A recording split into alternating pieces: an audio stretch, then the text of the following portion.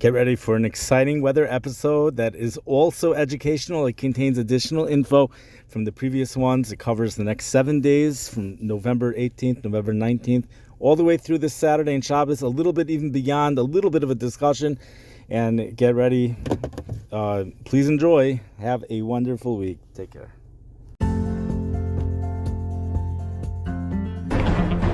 You're listening to Weather with Enthusiasm.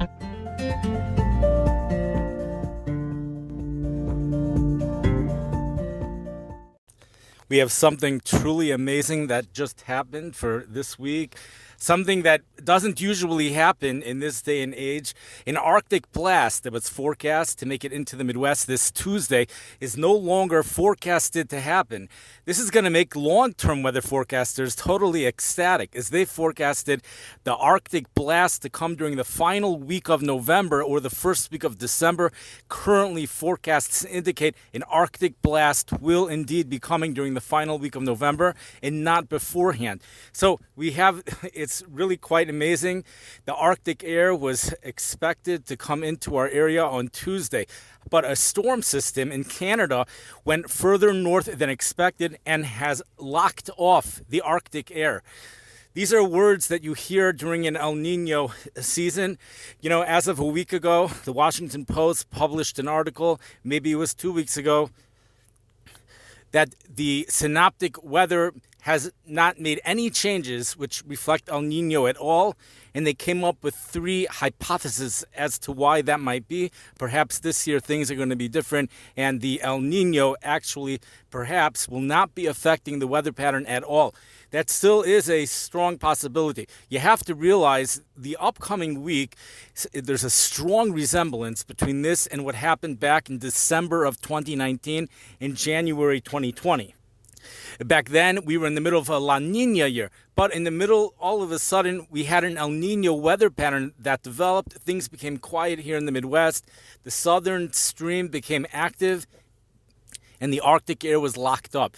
So we were expecting Arctic air to make its way down for sure into the Chicago area, but it's not going to be happening. Now realize, even without Arctic air, Chicago, we're still dealing with an average high today, normal high of 47 degrees. So, and those normal highs drop about a degree every few days.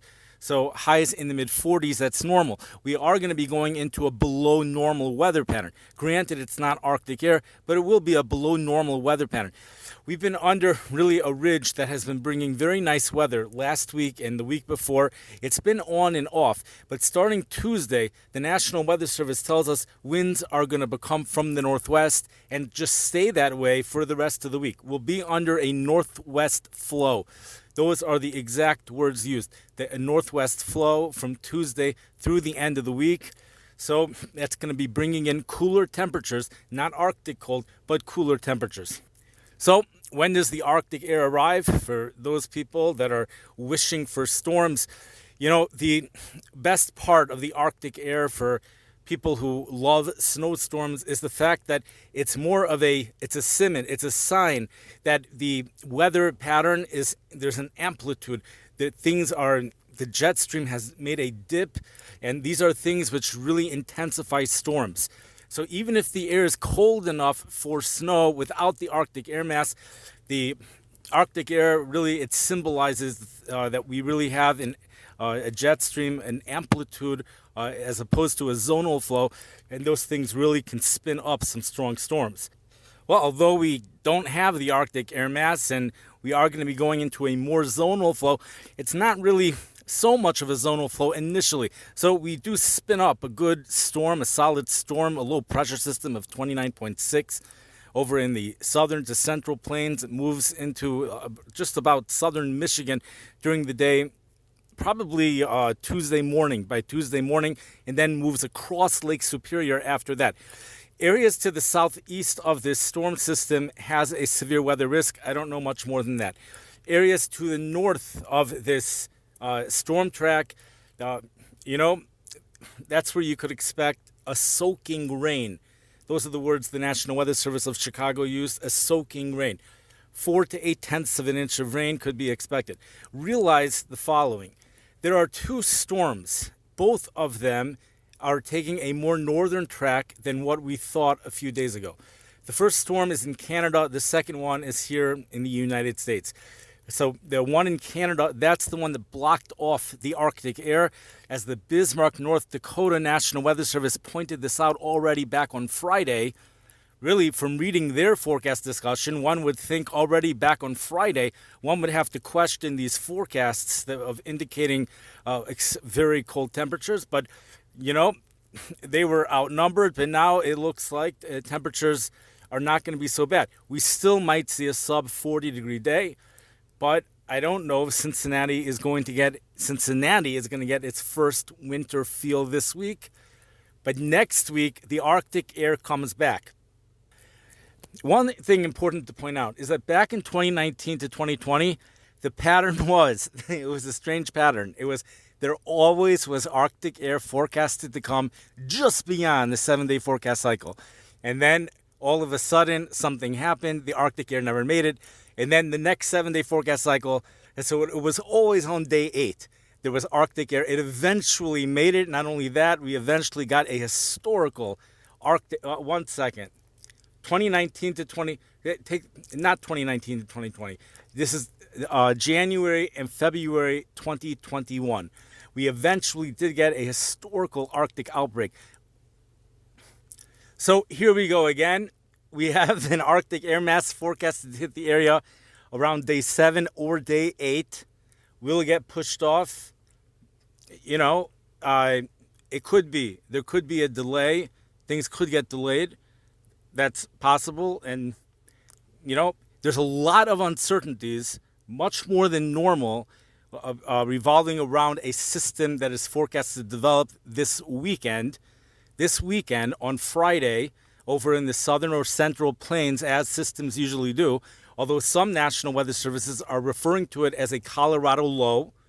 Windy.com advertises the European computer model. It does not reflect a Colorado low. You see the Colorado low making a clear dip towards, deep into Texas, and then it moves northeast. But it's being referred to as a Colorado low by the experts. So we'll call it a Colorado low, but it could be that it's questionable. This Colorado low moves across the Midwest as the Kansas City National Weather Service has pointed out, with a positive tilt as of now. Now, usually a positive tilt means the storm isn't really going to intensify too much, and it's going to be a light precipitation maker. I believe it was the St. Louis National Weather Service who pointed out that the Gulf flow will be blocked off. The Gulf flow will be blocked off from the first storm. The first storm could be referring to either the Tuesday storm system, the 29.6 that moves across the country. That will have a front. But it could also be referring to this little front that moves across Chicago on Thursday evening. It could be referring to that. Either way, one would think that that's only a concern initially. Eventually, it does seem like Gulf moisture does make it into the system, but for now, we just leave it as the unknown. So we have an Arctic air mass that's forecasted to come through the area on day 7 or day 8. From today, what is perhaps late on Saturday, sometime on Saturday, that front it's very reasonable to believe that front will produce snow. And a lot of times right along the front, you could even get a heavy snow shower. So even though there's a lot of questions in regards to the low pressure system itself, it's reasonable to think that the front will produce snow. With that being said, the Thursday evening front on Thanksgiving is expected to do nothing over here. Similar to the Pacific front that's moved already or will be moving across Rio Grande Village, Texas this evening, that's going to be doing nothing. The cold front, I guess you can call it a polar front, but for, a lot of times there's a mixture of Pacific air, some Arctic air, but a lot of Pacific air, and it gets kind of mixed up in between. It would be very interesting to hear what meteorologist Tom Skilling has to say about this. That's, they took him out of the Chicago Tribune. He's not in the Chicago Tribune. Maybe he took himself or whatever it is. And It definitely would be very interesting to hear what he has to say about this. But what exactly is the air mass behind? What exactly changed? Well, we know it's the low pressure system in Canada. That's really what changed. So we have the storm system. Now, the New York National Weather Service has pointed out a secondary area of low pressure will likely form off the mid-Atlantic coast, and the East Coast will be affected by that. They also pointed out, and this is where we get complex, as the Buffalo, I don't know why I always have to quote a National Weather Service, but the Buffalo National Weather Service has pointed out, they're calling this a complex low pressure system. And I think the New York National Weather Service has explained it well as to what makes this complex, at least one aspect of this. That's because there's a piece of energy in the southwest portions of the United States that might or might not get ejected into the storm system. Nobody knows. So if it gets ejected into the storm system, the effects are going to be different on New York than if it doesn't get ejected into the storm system. The storm system also, in theory, could affect the air mass that comes behind it. It could. If it's very strong storms are known to pull Arctic air all the way down. The thing over here is that the Arctic air is getting pulled into a strong storm in Canada, and it's not going further south than that. The north flow that we're getting over here, it's coming from the north, but it's not going to be coming from the Arctic. That's the latest forecast right now for Tuesday. Again, Chicago, it's cold either way. Next week, it does look to be an Arctic air mass, and meteorologists have referred to it. The Kansas City National Weather Service has referred to it as the Arctic air has been delayed, but it will be coming this weekend. For them, it might be on Friday already. For people who like milder conditions, they really lucked out. They really lucked out this week that conditions will be warmer than what could have happened, significantly warmer. So that's good. In many areas, it's actually going to be warm. Texas is going to go through 2 warm periods. One of them is before the front moves through on Tuesday. And the second one is before the weekend front moves through. During the warm periods, you could expect temperatures to be in the 60s and even low 70s for places like Rio Grande Village.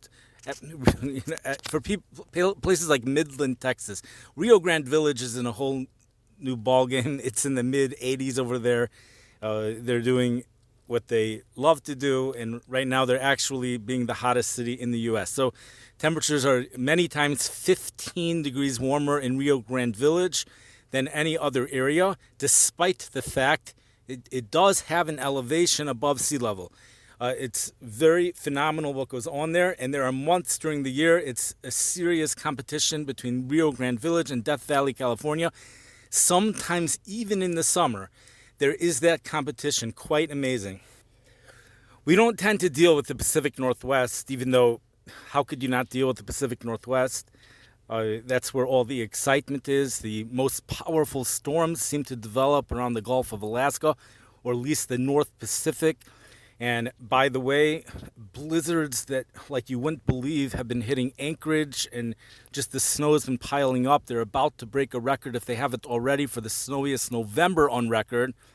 And listening to a forecast almost sounds like a made-up forecast, just the continuous heavy snow.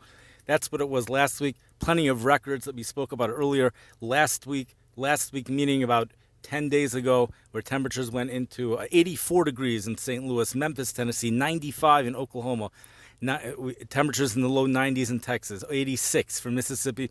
Temperatures like that. All of this is spoken about in the Washinton Post. The Washinton Post they write phenomenal articles on the weather. They speak about the El Nino. The last time they spoke about the El Nino, the hypothesis was that this is a unique El Nino because there are other variables at play that have never been at play ever before. And therefore, that might be the reason why the El Nino is not getting going. I would suggest perhaps that is a reason why the European computer model maybe is not handling these systems as well as usual because we have a unique scenario taking place. So usually we would know 5 days in advance if the cold front on Tuesday would have Arctic air. It's not always. There are some times we don't, but usually we do. In this case, we had to wait. Well, first of all, what if there is Arctic air? But it doesn't seem like there's going to be. Perhaps it's due to that.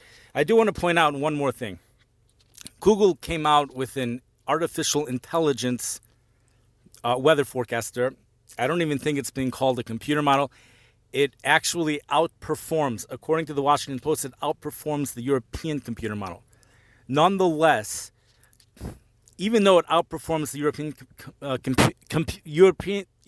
computer model 90% of the time, but the combination of forecasters together with the European computer model and all the other models, the thinking is that still has higher accuracy than this artificial intelligence system, whatever you want to call it. So therefore, we haven't moved on to that system yet. The issue with that system is that there's no way to argue with it. No one really, it's not as transparent as the European computer model. We know how that one works. We know the variables that are in there. This model works based on patterns. It does outperform the European computer model, but we don't have the reason. We don't have a way to reason with it. So, okay, that's perhaps it's something to look forward to in the future. It would be interesting if anyone does have access to it. It would be interesting to see what it was forecasting for this Tuesday and what it is forecasting for this weekend. Because this weekend, we don't really have such confidence in the forecast. It would be interesting to see if anyone has access to that. Maybe nobody has access to it. In any case, this is probably my third time doing an episode over the next 10 days. And they're all similar. There's also the Australian heat wave that was covered in one of them. And we also said more exact temperatures from the Washington Post. We mentioned the names of the cities. In one of them, the cities that actually broke records about 10, 11 days ago. But I think basically, if you listen to this episode, you really have it all for the most part. Okay. Thank you for listening. We have not covered it all, of course. No way. There's too much going on. But we've covered enough for now, and I wish everybody a wonderful week. Enjoy the mild days, especially for places down south where there's going to be more of a roller coaster going on down there. Have a great week.